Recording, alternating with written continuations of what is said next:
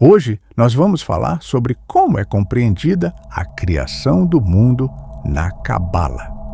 E como, por meio do estudo da Cabala, nós podemos compreender algumas coisas no universo. É importante que você entenda que estamos falando de algo que vai muito além da nossa compreensão.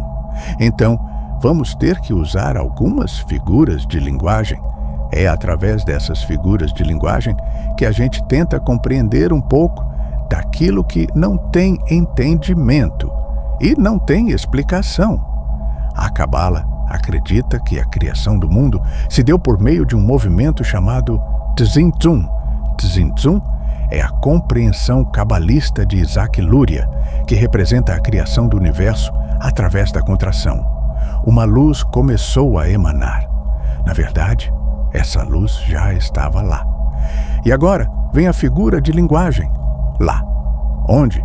Porque para estar em algum lugar, ela teria que ter chegado até lá. Mas não, ela não chegou em nenhum lugar. Esse estar é apenas uma figura de linguagem. É como se ela sempre tivesse estado lá. É como se você estivesse de olhos fechados e, ao abrir os olhos, a única coisa existente fosse luz. No começo, só existia uma luz infinita, a qual os cabalistas chamam de Ein Sof. Não existia nada. Não existia universo. Não existia espaço-tempo. Não existia absolutamente nada. Existia somente Ein Sof, a luz ilimitada. Onde ele estava? Em todos os lugares. Que lugares? Nenhum, porque lugar delimita espaço-tempo. E esse ser não está limitado ao espaço-tempo. Ele está fora disso. Aqui, nós aprendemos um dos grandes segredos da Cabala. Existem perguntas universais que todo ser humano faz nessa existência. De onde eu vim? O que estou fazendo aqui? Para onde eu vou quando eu morrer? Teremos uma noção dessas perguntas estudando a Cabala. Então, só existia o Ein Sof. E a grande pergunta quando falamos de criação é: por que o Ein Sof, a luz infinita, o tudo e o nada, o que existe e não existe ao mesmo tempo? Por que ele resolveu criar? A Cabala responde assim: Deus, Ein Sof, o Eterno, resolveu, quando não existia nada, trazer a criação existência justamente para compartilhar. Compartilhar o quê? Experiências, emoções, sentimentos, vivências, a natureza, compartilhar tudo aquilo que está no plano existente. Então, o único existente criou algo, criou nós, para que esse algo fosse o receptáculo da sua vontade, compartilhar. Segundo a Cabala, por que o Ein Sof resolveu criar? Para que ele pudesse compartilhar algo que não fosse ele mesmo. É como se ele quisesse emanar alguma coisa e precisasse de um receptáculo para sentir como é aquilo que ele está emanando. Presume-se que ele sente o desejo de compartilhar algo. Lembre-se, estamos falando de figura de linguagem, porque alguém pode dizer: se ele sente desejo, então ele está em falta. Então não pode ser Deus. Mas não é isso. Ele não sente falta de nada. Ele não deseja nada. A expressão "ele sente o desejo" é apenas uma tentativa simbólica de entender o motivo da criação. É como uma fonte que não transborda porque está faltando algo, mas porque está cheia. É como um cálice que não transborda porque está vazio, mas porque está cheio. Existem duas fases da criação. Primeira fase, a mecânica, como se deu mecanicamente a criação, Tzimtzum. Segunda fase, luz no vaso. E é importante que você entenda que essas duas fases acontecem simultaneamente. Vamos entender a primeira fase. Segundo Isaac Luria, existia no universo uma luz infinita, e essa luz infinita começou a se contrair. Então, a criação se dá pela contração. Por que contração? Porque, se fosse expansão, daria a ideia de que existia um lugar vago. E se ele preenche aquilo que está vago, então ele não está em todos os lugares ao mesmo tempo.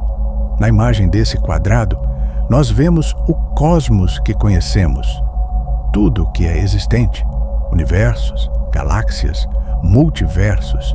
E para criar tudo isso, esse ser não pode estar dentro da existência, ele tem que estar fora da existência.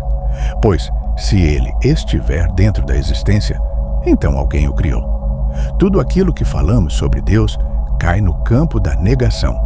Surge a teologia apofática, a teologia da negação, na qual se diz: Deus não existe. E logo alguém grita: como assim Deus não existe, seu herege? Calma, é figura de linguagem. Entenda, para criar o existente, é preciso alguém fora do quadrado existencial. Um ser que não existe materialmente, não existe energeticamente, não tem forma. Ele está muito acima de tudo. E esse ser, que está acima de tudo, resolveu criar. Ele quis compartilhar algo. Como ele faz isso? Ele começa a se retrair, dando um espaço, uma delimitação, para que pudesse começar a criar. Imagine que você está de olhos fechados. E quando abre os olhos, só existe luz. Essa luz começa a se retrair até ficar em um ponto pequenininho, como um feixe da grossura de um alfinete. E então, ela começa a se expandir novamente. E nessa expansão se dá a criação do universo. Perceba, temos uma força que se contrai e outra força que se expande. Isso é Tzimtzum. E esse ciclo não acaba. E qual é o objetivo disso? O Criador quis compartilhar algo com outros. Agora, vamos entender a segunda fase: luz no cli, vaso. E as 4 fases da luz no vaso. Lembre-se, o desejo do Criador é compartilhar. Mas, para compartilhar, precisa haver alguém que receba. Na Cabala, existe a luz e existe o vaso. O vaso é o desejo de receber prazer, de ser preenchido pela luz. O vaso é o ser criado. É tudo aquilo que não é o Criador, mas que anseia por ele, primeira fase. O vaso recebe a luz sem perceber. Segunda fase. O vaso recebe a luz com prazer. Ele percebe que recebeu e gosta. Terceira fase. O vaso percebe que a luz é algo bom e sente vontade de doar. Ele se torna semelhante ao Criador, quarta fase. O vaso quer receber para alegrar o Criador. Ele recebe a luz e desfruta dela para agradá-lo. E agora se revela o grande segredo. Por que a criação existe? Por que Deus criou tudo? Qual é o sentido da existência? As pessoas perguntam: qual é o propósito da minha vida? E a Cabala responde: o único propósito é existir, viver, sentir, experimentar a luz. O Criador é o todo. Nada existe fora do todo. E você é uma fagulha divina experimentando neste mundo como é viver aqui.